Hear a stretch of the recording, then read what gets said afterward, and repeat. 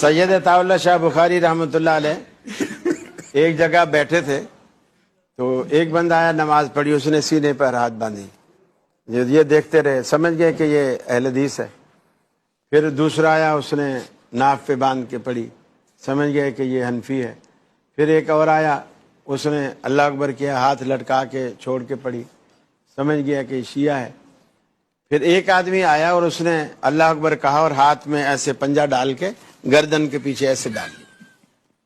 یہ سوچتے رہے کہ میری اتنی عمر گزر گئی, اتنا میرا مطالعہ ہے, میں نے آج تک اس مسلک کے بارے میں کہیں نہیں پڑھا. اس کے سلام کا انتظار کیا, جب سلام پھیرا تو اس کے پاس گیا, اس کو بولا بھائی یہ میں نے آج تک ایسی نماز نہیں دیکھی, پہلی دفعہ آپ کو دیکھا, یہ کون سا مسلک ہے؟ تو شاہ صاحب کہتے ہیں کہ وہ مجھے پہچانتا تھا, کہنے لگا شاہ صاحب یہ میرا اپنا ہی مسلک ہے. پہلے میں نے یہاں ہاتھ باندھنے شروع کیے, ایک مسجد میں گیا, انہوں نے کہا تو غیر مقلد ہے, بے پیرا, بے امامیہ, بے مرشد ہے, ہاتھ یہاں باندھے کر. میں نے یہاں باندھنے شروع کر دیے. پھر ایک مسجد میں گیا, انہوں نے کہا ہوئے تو حنفی ہے, تو فلانا ہے, تو اہل بیت کا منکر ہے, یہ ہے وہ, تو ہاتھ چھوڑ کے پڑھا کر. میں ہاتھ چھوڑ کے پڑھنے لگا.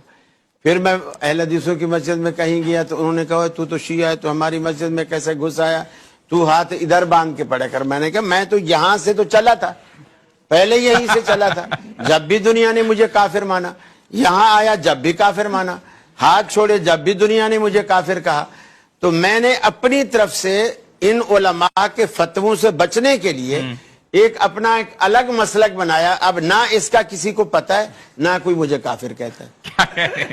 پھر وہ شاہ صاحب کہتے ہیں کہ علماء نے سیدھے سادے دین کو اتنا پیچیدہ بنا دیا ہے, عوام الناس تنگ ہے کہ وہ اصلی دین کو چھوڑ کر نئی راہ تلاش کرنے پر مجبور ہے. تو علماء کا فرض اور ذمہ داری ہے کہ عوام الناس کے حال پہ رحم کریں, کتاب و سنت کی راہ ان کو دکھائیں, اور اپنے جو چیزیں ہیں ذاتی جس سے انتشار اور نفرت پیدا ہوتی ہے اور دشمنی پیدا ہوتی ہے, وہ چیزیں نہ کریں, اور متحد ہونے والے ایسے فارمولے بتائیں جس سے امت جڑ کے رہے. ہم یہاں اس فورم پر متفقہ طور پر یہ کہتے ہیں کہ اس بے نماز سے کہ جو مسجد کے قریب نہیں آتا, جو نماز پڑھتا ہی نہیں ہے, یہ ہزاروں کو نام انفی ہو کر کہتے ہیں کہ ہزاروں کو نہ وہ بندہ افضل ہے کہ جو ہاتھ کو سینے پہ رکھ کے باندھتا ہے یا ہاتھ چھوڑ کے جناب وہ پڑھتا ہے.